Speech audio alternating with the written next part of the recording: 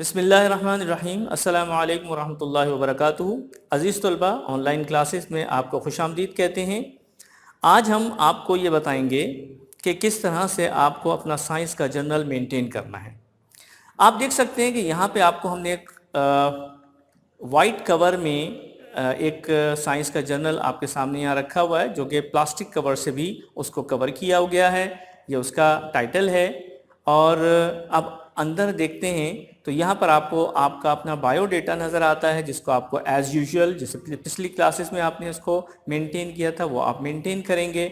Index पर आएंगे तो आपको यहाँ पर जो इंडेक्स ये भी एज़ यूजुअल वैसे ही है जैसे आप पहले करते रहे हैं, लेकिन चूंकि अब यहाँ पर ऑनलाइन क्लासेस है तो आपको ये बताना ज़रूरी समझा हमने कि ये बता दें कि किस तरह से काम करेंगे। ये आपके पास जो सीरियल नंबर चल रहा है ये एक्चुअली लेक्चर नंबर या वीडियो नंबर है। आपके पास वीडियो नंबर 1 2 3 4 5 6 या लेक्चर नंबर 1 2 3 ये चल रहा है। आपने यहाँ पर उसकी नंबरिंग कर दी और ये वो डेट है जहाँ पर आपको ये वीडियो मौसूल हुई है। यानी जैसे फर्स्ट वीडियो आपको रिसीव हुई थी 1 जुलाई को, तो आपने यहाँ पर उसकी डेट लिखी। यूनिट नंबर 1 था और टॉपिक उसका था what the science do around us. ये जो रिमार्क्स हैं, इस रिमार्क्स पे आप यहाँ पर उसका लिंक लिखेंगे ताकि आपको कभी भी अगर अपने YouTube चैनल पे उसको देखना पड़े तो आप इस लिंक को कॉपी करके और फ़ौरन के फ़ौरन आप वहाँ से उसको रिवाइज कर सकते हैं, यानी देखने के लिए। इसी तरीके से आपके पास यहाँ पर लेक्चर नंबर 2 है, यूनिट नंबर 1 है, जर्नी ऑफ मेजरमेंट उसका टॉपिक नेम है। इसी तरह उसका भी आप यहाँ पर लिंक लिख दीजिएगा। बाकी उसका ये जो पेज नंबर यहाँ पर है एज़ यूजुअल हम यहाँ पर जब पेज नंबर डालते हैं तो उसका पेज नंबर यहाँ पर हम लिख देते हैं। आइए अब आते हैं टाइटल पेज के ऊपर। टाइटल पेज में आपकी जो बुक है वो है amazing science. Amazing science Oxford university press और ये इसका सीरियल नंबर इसका 8 चल रहा है। यूनिट नंबर 1 जो है वो इंट्रोडक्शन टू साइंटिफिक मेजरमेंट। मैंने एक यहाँ पर एक बहुत सादा सा टाइटल पेज आपके सामने रखा है। आप चाहें तो इसमें और इसको डेकोरेट भी कर सकते हैं बहुत अच्छे अंदाज में, जिस तरह से आप चाहें, आपका ज़ौक़ की बात है ये। यहाँ नीचे लिखा है साइंटिस्ट्स मस्ट मेजर। आपके जो यूनिट नंबर 1 का जो फर्स्ट पेज है उस पे ये बात लिखी हुई है। आप देख सकते हैं कि यहाँ पे लिखा है साइंटिस्ट्स मस्ट मेजर। इसका मतलब ये हुआ कि साइंटिस्ट वो आदमी होता है, वो शख्स होता है या वो पर्सन होता है जो हमेशा मेजरमेंट के साथ चलता है। अदरवाइज वो मेजर करके अगर नहीं चलेगा तो उसकी थ्योरीज और उसकी जो रिसर्च है वो इतनी ऑथेंटिक नहीं होगी। अब हम आते हैं उस एक्सरसाइज पर जो हमने आपको लेक्चर नंबर 7 और लेक्चर नंबर 8 में करवाई थी। देखिए हमने यहाँ पर लिख भी दिया है कि लेक्चर 7 और 8 से इसका ताल्लुक़ है। पेज नंबर 7 पे जो हमारे पास यहाँ पे क्वेश्चन लिखा हुआ है उसको हम यहाँ पर कॉपी करेंगे। कॉपी करने के बाद उसकी जो ब्लैंक्स हैं वो मैंने यहाँ पर एक फिल कर दी है। जैसे ये द डायमीटर ऑफ इसका जो क्वेश्चन है वो name the instruments you would use to measure, और ए पार्ट में कह रहे हैं the diameter of a piece of wire. Piece of wire को डायमीटर फाइंड आउट करने के लिए हम कौन सा इंस्ट्रूमेंट इस्तेमाल करते हैं? That is screw gauge. That is the answer. अच्छा, अब इसी तरह इसमें भी और इसमें भी आप तलाश करेंगे और लिखेंगे और इसी तरीके से साफ सुथरा नीट एंड क्लीन काम करेंगे। एक यहाँ पर ब्रेक है जो हमने यहाँ पर आपको ड्रॉ करके दिया है। इसका मतलब है कि क्वेश्चन नंबर 1 खत्म हो गया, अब क्वेश्चन नंबर 2 स्टार्ट हो रहा है। What do the following stands for? mm. This is the short form of millimeter. So the millimeter is abbreviated by mm. इसी तरह t है, mg है, cm है। ये तमाम के तमाम आप बुक में तलाश कीजिए। हम इसमें आपको बता भी चुके हैं पिछले लेक्चर्स में। अच्छा, ये एक्सरसाइज तो हम 7 और 8 में आपको करवा चुके हैं, लेकिन इससे पहले वाले लेक्चर्स में कहीं सेकंड में, थर्ड में, फोर्थ में ये तमाम बातें आपको बताई जा चुकी हैं और बुक्स में भी हमारे पास अवेलेबल हैं। फिर ब्रेक के बाद हमने यहाँ पर इसका क्वेश्चन नंबर 2 का जो क्वेश्चन नंबर 3 का जो ए पार्ट है वो हम यहाँ पर अब करने जा रहे हैं। क्वेश्चन नंबर 3 जो है वो है विच इज ग्रेटर। आपको यहाँ पर ए पार्ट में दिया हुआ है 1600 ग्राम और 1.5 किलोग्राम। आप देख सकते हैं कि 1600 ग्राम में दिया हुआ है जबकि 1.5 किलोग्राम में दिया हुआ है। इसका क्वेश्चन हम यहाँ पर लिख देते हैं। Question number 3, which is greater?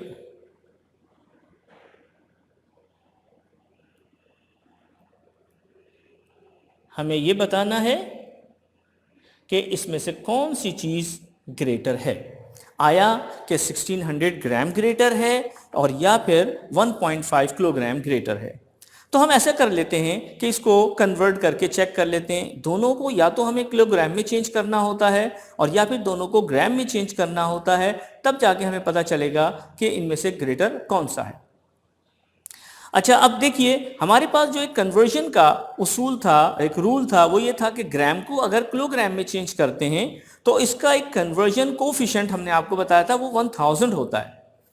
एक बात। दूसरी बात हमने ये बताई थी कि छोटे यूनिट से अगर बड़े यूनिट में ट्रांसफॉर्म करते हैं किसी की यूनिट को, तो क्या होता है कि छोटे यूनिट से बड़े यूनिट में, बिगर यूनिट में जाने के लिए हमेशा डिवाइड करते हैं, जबकि बिगर यूनिट से छोटे यूनिट में आने के लिए हमेशा मल्टीप्लाई करते हैं। तो हम ऐसा करते हैं कि हम बड़ा यूनिट ले लेते हैं, ठीक है, इसलिए कि मल्टीप्लिकेशन हमारे लिए निस्बतन आसान होती है, इसलिए हम बिगर यूनिट को ले लेते हैं। 1.5 किलोग्राम को इस कन्वर्जन कोफिशिएंट से मल्टीप्लाई करेंगे ताकि वो छोटे यूनिट में कन्वर्ट हो जाए। इसको मल्टीप्लाई बाय 1000 किया हमने तो पता चला 1500 ग्राम आ गया। और ये बात भी जहन में रहे कि जब हम इसको 1000 से यानी कन्वर्जन कोफिशिएंट से मल्टीप्लाई कर देंगे तो फौरन के फौरन उसका वो वाला यूनिट यहाँ लिखना होगा जो अब कन्वर्टेड है, कन्वर्टेड होके आपके सामने आया है। ये नहीं कि आप इसमें किलोग्राम लिखेंगे।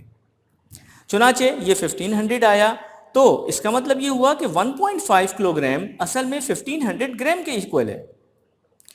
साफ तौर पे, वाज़े तौर पे पता चल गया तो 1600 ग्राम बड़ा हुआ और 1500 ग्राम छोटा हुआ। So that the answer is in this form.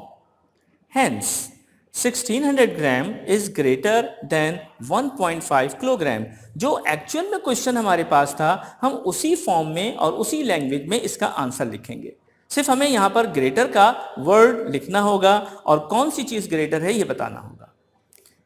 इसका जो बी पार्ट है उसमें यह बताया गया है कि 1450 मिलीमीटर और 1.3 मीटर। अब इसमें भी आप ये देख सकते हैं कि इसमें आपको किस तरह से बड़े यूनिट को लेना है और फिर उसके बाद छोटे यूनिट में कन्वर्ट करके इसकी कन्वर्जन को देखना है कि वो कौन सी यानी कौन सी वैल्यू जो है वो आपके पास ग्रेटर आ रही है और कौन सी ग्रेटर लेसर आ रही है।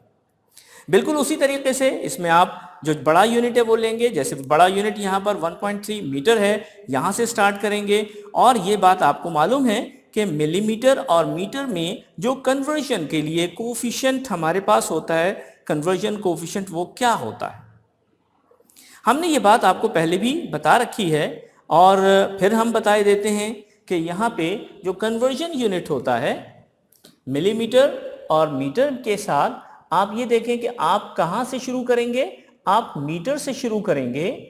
और मीटर जो आपके पास सबसे पहले डायरेक्टली तो मिलीमीटर में चेंज नहीं होगा, लेकिन ये मीटर सबसे पहले सेंटीमीटर में चेंज होगा।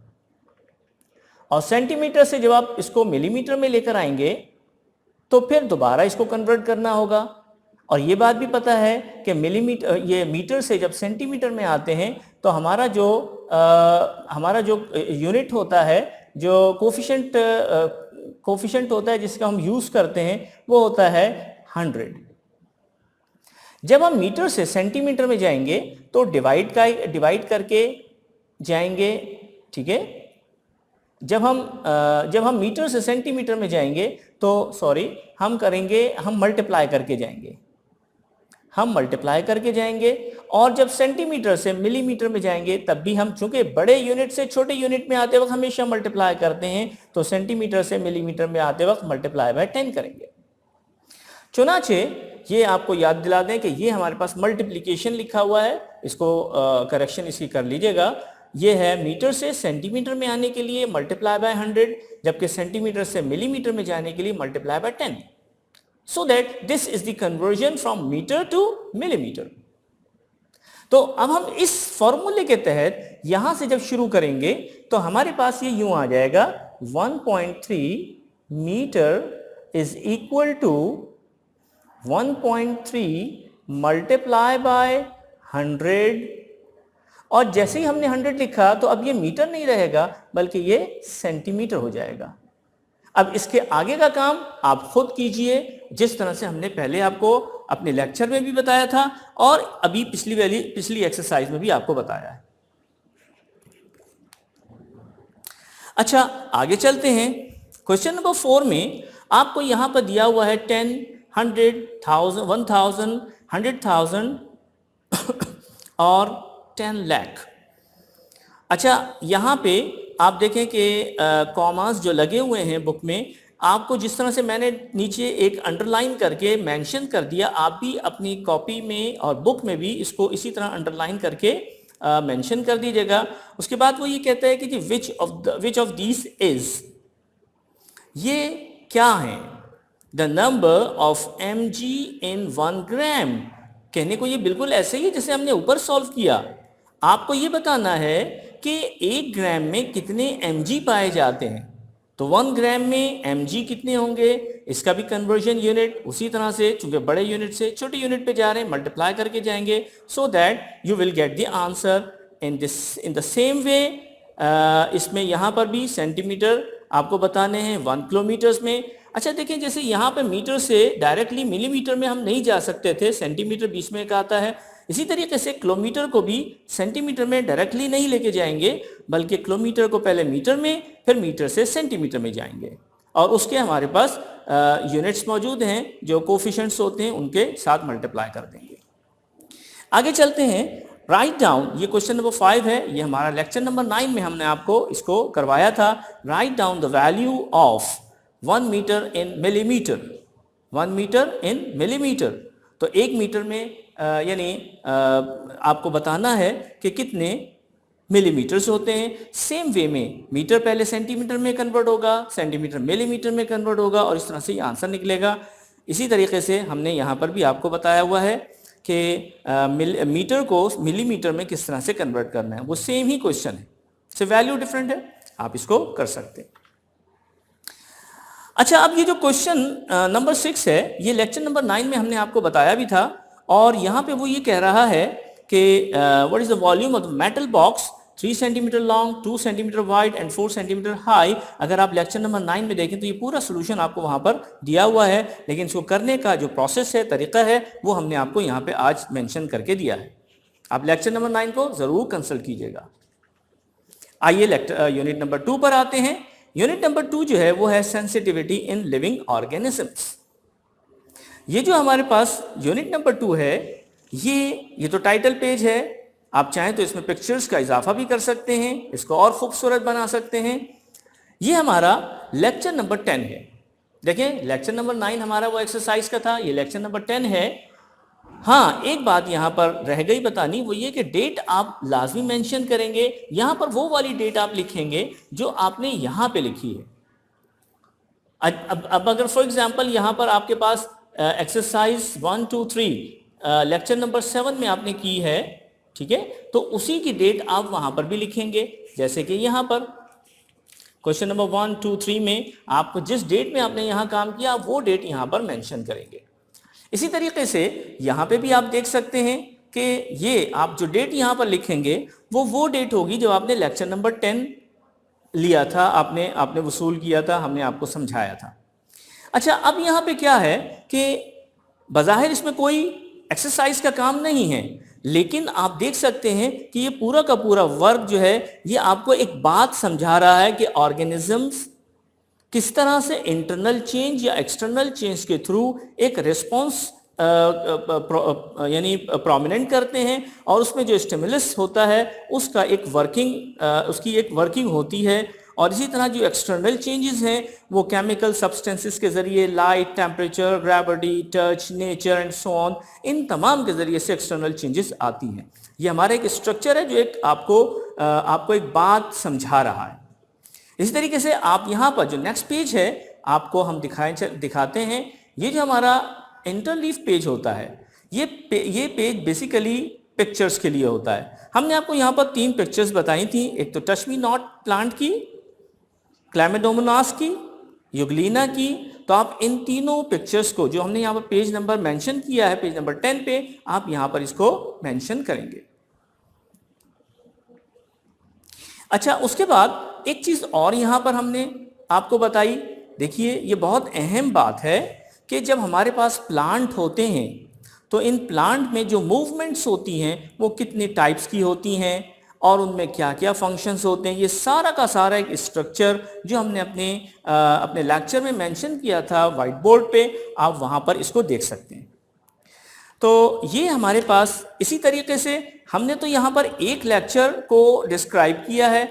बिल्कुल इसी तरीके से आप लेक्चर नंबर 11 को, 12 को, 13 को, 14, 15, 16 इन सब को आप इसी तरीके से फॉलो अप में रखेंगे जिस तरह से हमने अभी आपको ये बताया, क्योंकि ये पूरी की पूरी एक लेक्चर की समरी भी है।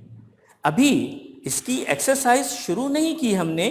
जब हम एक्सरसाइज शुरू करेंगे तो फिर उसी तर्ज पर आ जाएंगे जिस तरह से अभी हमने आपको यूनिट नंबर 1 की एक्सरसाइज बताई है कि आपको यूं यूं इस तरह से करनी है। मुझे उम्मीद है कि आपको इससे बहुत फ़ायदा हुआ होगा। इंशाल्लाह अगले लेक्चर में फिर आपके साथ होंगे। इजाज़त दीजिए। अस्सलामु अलैकुम व रहमतुल्लाहि व बरकातुहू।